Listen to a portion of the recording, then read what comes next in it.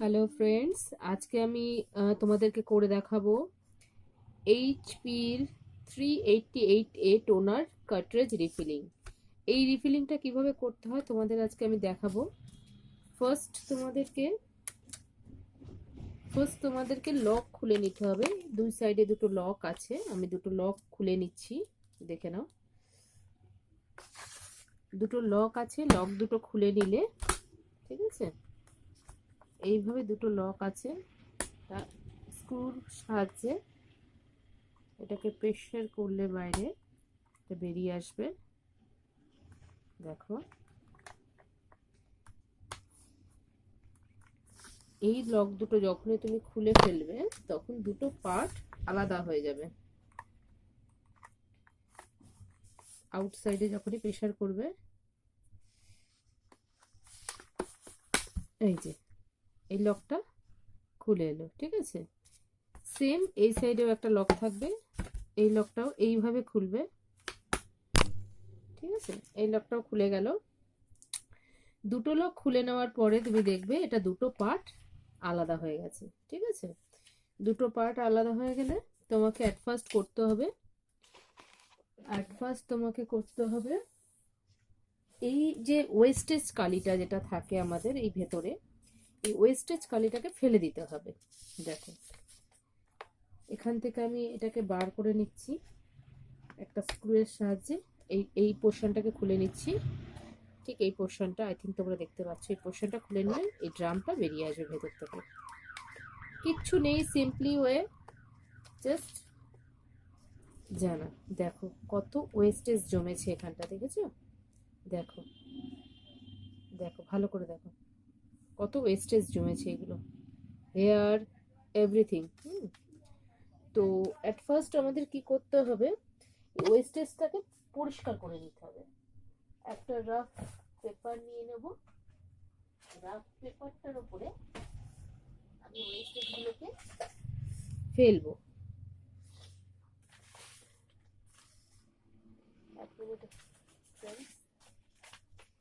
দেখো, আমি একটা রাফ পেজ নিয়ে নিয়েছি, এই রাফ পেজটার উপরে আমি ওয়েস্টেজগুলোকে ফেলবো। দেখো, এরপরে পিসিআরটা, এটাকে বলে পিসিআর, এটাকেও খুলে নেব আমরা। খুলে নেওয়ার পরে আমরা এই দুটো স্ক্রু দু সাইডে আছে, তোমরা দেখতে পাচ্ছ আই থিঙ্ক। ঠিক এইখানে একটা স্ক্রু, আর সেম অপোজিটে আর একটা স্ক্রু আছে। এই দুটো স্ক্রু যখনই তুমি খুলে নেবে, এই যে ভেতরে যে ব্লেডটা আছে, এই যে ভেতরে আমরা ব্লেডটা দেখতে পাচ্ছি, এই ব্লেডটা আমাদের কি হবে, ভেতরে ব্লেডের নিচে যে ওয়েস্টেজটা রয়েছে সেটা পুরো ক্লিন হয়ে যাবে। এবার ওয়েস্টেজটা তোমার বার করে দিতে হবে। আমি দুটো স্ক্রু খুলে নিচ্ছি দুই সাইড দিয়ে, দেখে নাও।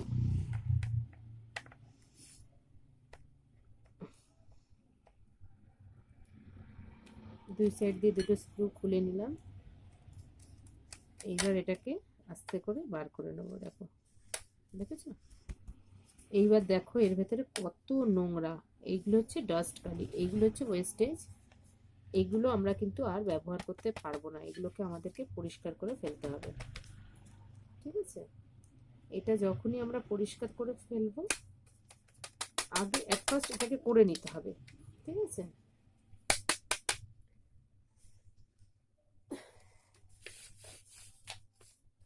দেখো, ভালো করে ঝেড়ে পরিষ্কার করে নিলাম, ঠিক আছে।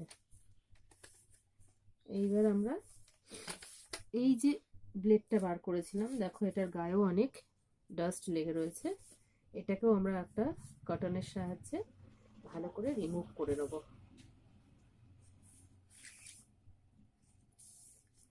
দেন আমরা এটাকে আবার এটার সাথে লাগিয়ে দেব। 1 মিনিট, আমি কালিটা একটু সরিয়ে দিয়ে নিই, তাহলে তোমাদের বুঝতে সুবিধা হবে। এইবার দেখো, আমি এটাকে আবার যেভাবে লাগানো ছিল ঠিক সেইভাবে ভালো করে পরিষ্কার করবে, পরিষ্কার ন্যাকড়া দিয়ে, যাতে এটার মধ্যে কোনো রকম কোনো ধুলো বা নোংরা কিছু না থাকে, ঠিক আছে। দেন আমরা আবার যেভাবে লাগানো ছিল ঠিক সেইভাবে আবার লাগিয়ে দেব। দেখো, স্ক্রুগুলো আবার লাগিয়ে দেব। আর যখন তোমরা এই কাজটা করবে না, তখন সমস্ত পার্টগুলো ভালো করে পরিষ্কার করে নেবে। কারণ আমরা যখন নতুন কালি দেব, যদি আগের কোনো নোংরা কিছু থেকে যায় তাহলে কিন্তু আমার ঠিকঠাক প্রিন্ট আউট হবে না। তো সেক্ষেত্রে তোমরা যখন ওয়েস্টেজটা পরিষ্কার করবে, তখন কিন্তু ভালো করে পরিষ্কার করে মানে ডাস্টটাকে রিমুভ করে নেবে।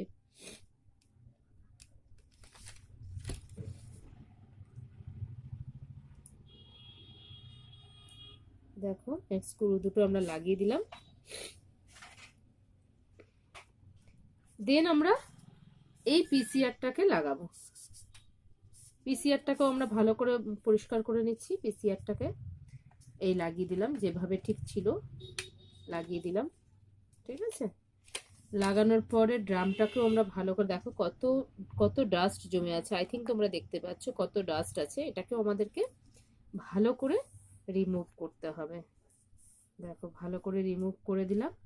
দিয়ে ঠিক যেভাবে লাগানো ছিল আমি ঠিক সেইভাবে এটাকে লাগিয়ে লাগিয়ে রাখবো। এই যে লাগিয়ে দিলাম ঠিক যেভাবে লাগানো ছিল। ঠিক আছে, এই পার্টটা দিস পার্ট ইজ কমপ্লিট। ঠিক আছে, এই পার্টটা আমার কমপ্লিট হয়ে গেল। দেন আমি নেক্সট পার্টটাতে যাব, মুভ করব। দেখো এইবার আমার হচ্ছে এই পার্টটাতে কাজ। এই পার্টটাতে আমার দেখো নর্মালি ওপর থেকে অনেক ধুলো জমে গেছে। তো এই ধুলোগুলোকে আমি আগে রিমুভ করে নেব। দেন দেন আমাকে করতে হবে, দেখো এটাকে আমাকে না খুললেও চলবে। সব কার্ট্রিজে কিন্তু থাকে না এই অপশনটা। তোমরা যখন কাজ করবে তখন দেখে নেবে, সব কার্ট্রিজে এই অপশনটা থাকে না।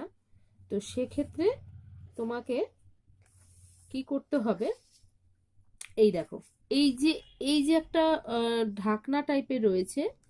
তো এই ঢাকনাটা যদি আমি খুলি, তাহলে আমি এখান থেকে আমি কালিটা আমার ঢেলে দিতে পারবো এর ভেতরে। কিন্তু সব টোনারে কিন্তু এটা থাকে না। তো সেক্ষেত্রে তোমাদেরকে দেখে নিতে হবে, এক একটা টোনারের এক এক ধরনের থাকে। তো এই টোনারের ক্ষেত্রে আমার ভেতরে যাওয়ার কোনো প্রয়োজন নেই, কারণ আমার এখানে আমি বাইরে এটাকে পেয়ে গেছি। এখান থেকে আমি কালিটাকে ঢেলে দেবো। ঠিক আছে, এই দেখো টান দিলাম, খুলে গেল।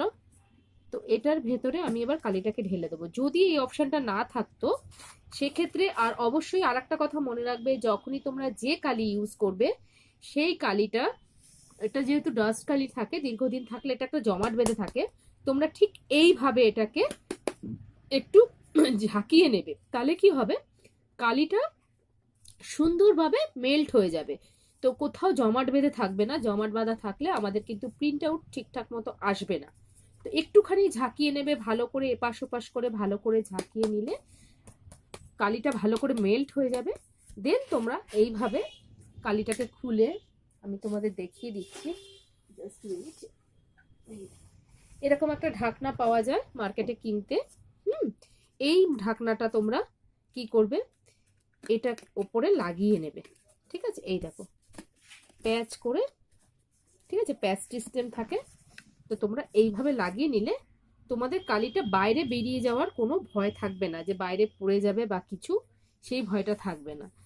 দেন তোমরা এটার ভেতরে এই যে এটাকে মুখটাকে ঢুকিয়ে এইভাবে আস্তে আস্তে যখন তোমরা এটাকে নাড়া দেবে, তখন কালিটা আস্তে আস্তে এর ভেতর ঢুকে যাবে। ঠিক আছে, এই দেখো আই থিঙ্ক তোমরা দেখতে পাচ্ছ। আমার ক্যামেরাটার জন্য তোমাদের ঠিকঠাক দেখাতে পাচ্ছি না, দাঁড়াও।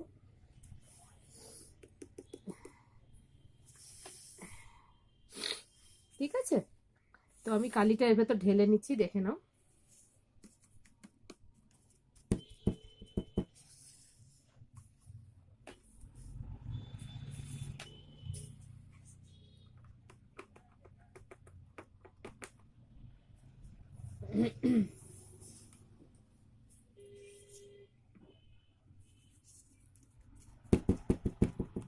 একটু ঝাঁকিয়ে ঝাঁকিয়ে কালিটাকে ঢেলে নিতে হবে, যাতে বাক্সের মধ্যে যে কৌটোর মধ্যে যে পুরোটা কালি আছে সে পুরোটা কালি যেন ভেতরে চলে যায়। ঠিক আছে, এইভাবে এইভাবে ঠিক কালিটা ঢেলে নিতে হবে। দেখো আমার এটার ভেতরে আর কোনো কালি নেই, পুরো কালিটাই আমার ভরা হয়ে গেছে। ঠিক আছে।